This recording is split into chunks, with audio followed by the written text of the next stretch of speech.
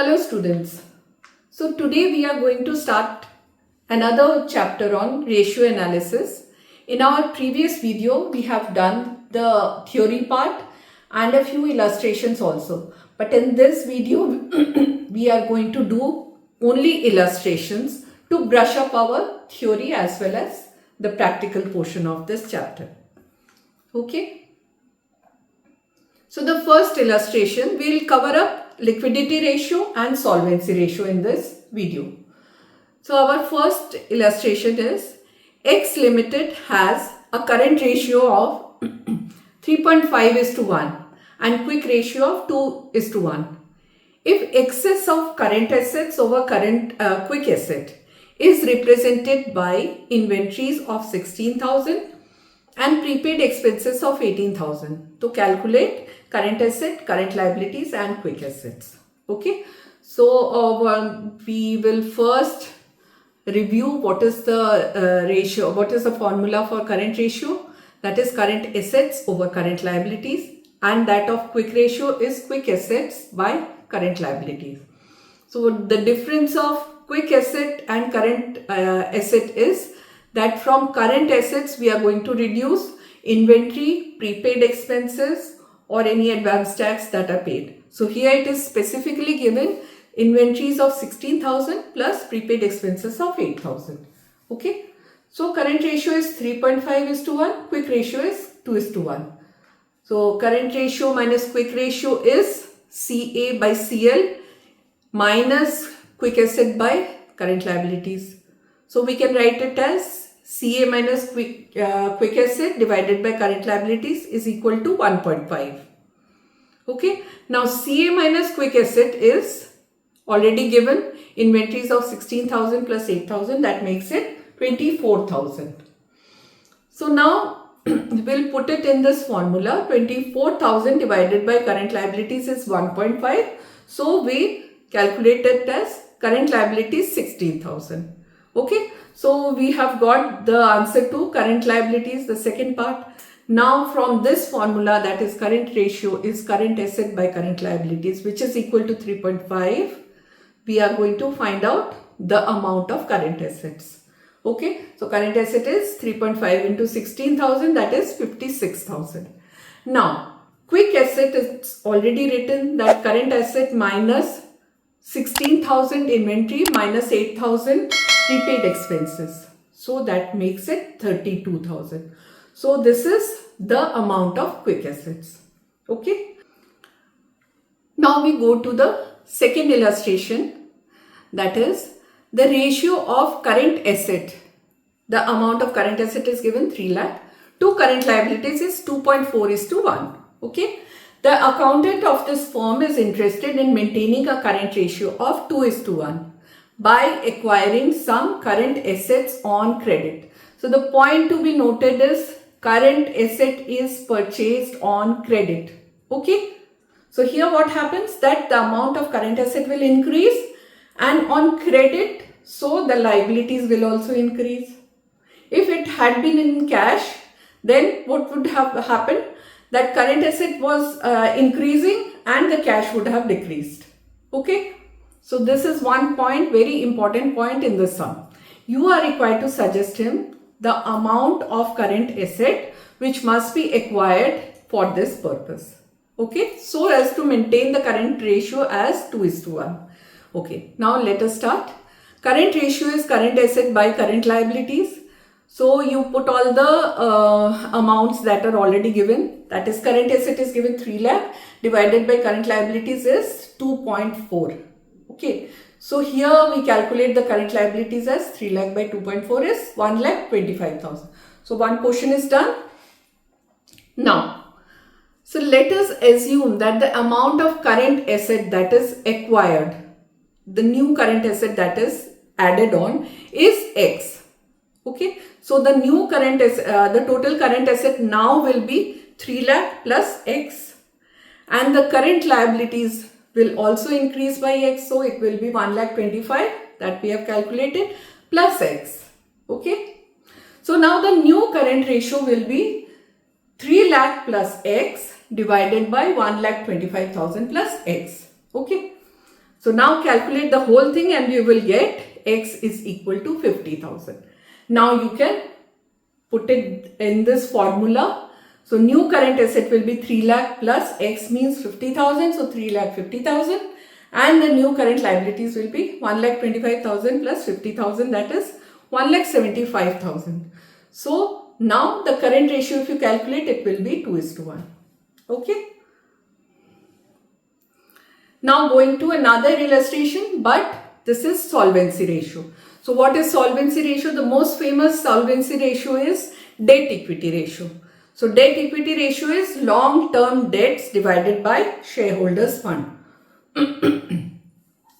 So let us read the problem. Compute the debt equity ratio from the following sum. So share capital is 30 lakhs. Security premium account is 2 lakh. Reserves and surplus 10 lakh. Loan from Industrial Finance Corporation is 20 lakhs. 9% bonds is 25 lakhs. Long-term provision 3 lakh. Short-term provision 1 lakh. Short-term borrowings is 4 lakh. And trade payables is 5 lakh. So this is the sum and we have to find out the debt equity ratio. So debt equity ratio is, first we have to find out what is the amount of long-term debts and what is the amount of shareholders fund. Okay. So debt is, from here we can find out, debt is loan from Industrial Finance Corporation, that is 20 lakh, 9% bonds, that is 25 lakhs. And out of this long-term debts, that means long-term provisions will also be coming. So 20 plus 25 plus 3. This is 48 lakh. This is the long-term debts. Now come to shareholders fund. So how to calculate this? This is share capital plus reserves and surplus. So why we are not taking securities premium account? Because we have already studied in issue of shares chapter that securities premium is always added to reserves and surplus. So we consider that it is a part of reserves and surplus. It is already there in 10 lakhs. So we are going to add just 30 lakh plus 10 lakh. So this is the shareholders fund and debt equity ratio will be 48 lakhs by 40 lakhs. That is 1.2:1. Okay. So we now shift to another illustration. This is a long one, theory bit more. Assuming that debt equity ratio is 2:1. State giving reasons which of the following transactions would increase or decrease or not alter the debt equity ratio. These are a few conditions which are given and we have to comment whether the ratio will increase or decrease. So again, brushing up the ratio, what is it? Debt equity ratio is long-term debts by shareholders fund. So first is issue of new shares for cash. If new shares are increased, so what will increase? The shareholders fund will increase. So if the shareholders fund increases, the ratio will decrease. Okay. So the first answer will be decrease. Issue of new shares against purchase of fixed assets. So even if the assets is purchased, this will not alter the formula. So, but shares is increasing, so shareholders fund will increase. So long-term debts divided by shareholders fund. So this will make, this ratio will decrease. Okay. Here the answer is decrease because long-term debts remain unchanged, but equity share is increased. Now the third one is buyback of its own shares of by a company. If the shares are bought, so this will decrease the shareholders fund.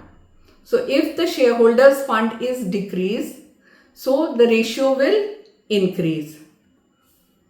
Long-term debts remain unchanged, but equity shareholders is decreased. In that case, the ratio will increase.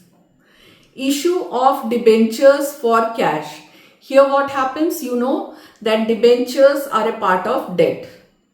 So it is considered as a debt. So if issue of debentures for cash, so then what happens? That long-term debts will increase but shareholders fund will remain the same, so the ratio will increase.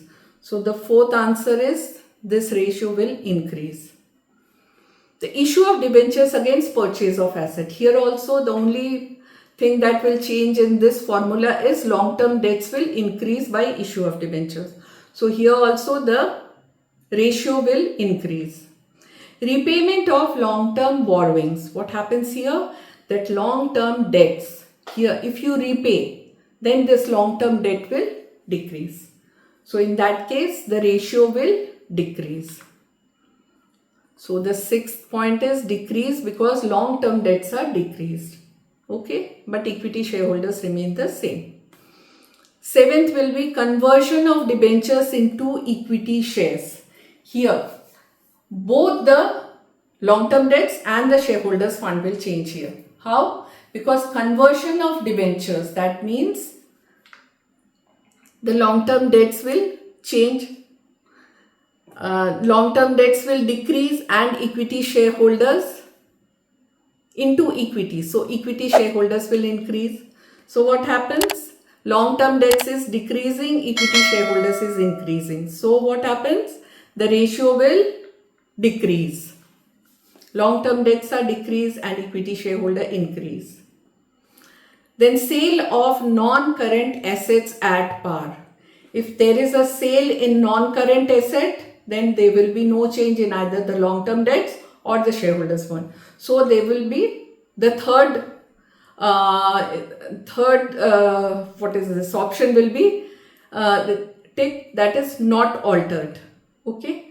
Sale of non-current assets at profit. If it is sold at a profit, so what increases here? There will be no change in long-term debts, but shareholders fund, which is share capital plus reserves and surplus. So here the profit will increase the shareholders fund. So if shareholders fund increases, then this ratio will decrease.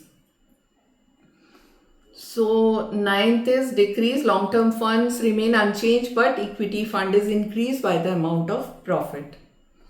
Now sale of non-current asset at a loss. This is just the opposite. Here, if it is at a loss, if it is sold at a loss, then the shareholders fund will decrease. If shareholder fund decrease, then the ratio will increase. Then the 11th one is purchase of non-current asset on credit of 2 months. This means that there is no change in the long-term debts, nor is there any change in the shareholders fund. So this will not be having any effect. Now we move on to the next illustration. This will be from the following, compute the debt to equity ratio, total asset to debt ratio and proprietary ratio. So given our long-term borrowings 1 lakh, long-term provisions 50,000, current liabilities 25,000, non-current asset 1,80,000 and current assets 45,000. So we have to do a lot of calculation in finding out the shareholders fund and the debt, and we have to first calculate all those things and then apply it in the formula. So first is debt to equity ratio, that means long-term debts divided by shareholders fund. So we have to first calculate the long-term debts and then the shareholders fund. So debt is what? Long-term borrowings 1 lakh, long-term provisions 50,000. Okay, so 1 lakh plus 50,000, that is 1,50,000. Shareholders fund, we have to find it out.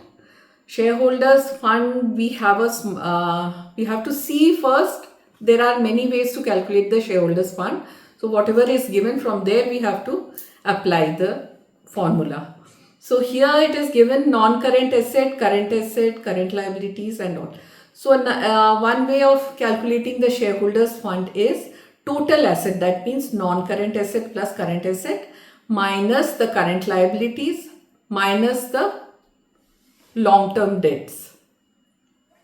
Okay, so total asset will be 1,80,000 plus 45, that makes it 2,25,000 minus 1 lakh plus minus 1 lakh minus 50,000 minus 25,000. So 1,80,000 plus 45 minus 25 minus 1 lakh minus 50,000. That comes to 50,000. Okay. So debt equity will be 1,50,000. Debt divided by equity is 50,000. That is 3.1. Okay. So total assets to debt ratio. So total asset will be non-current asset plus current asset. That is 1,80,000 plus 45 is 2,25,000. And debts we have already calculated 1,50,000.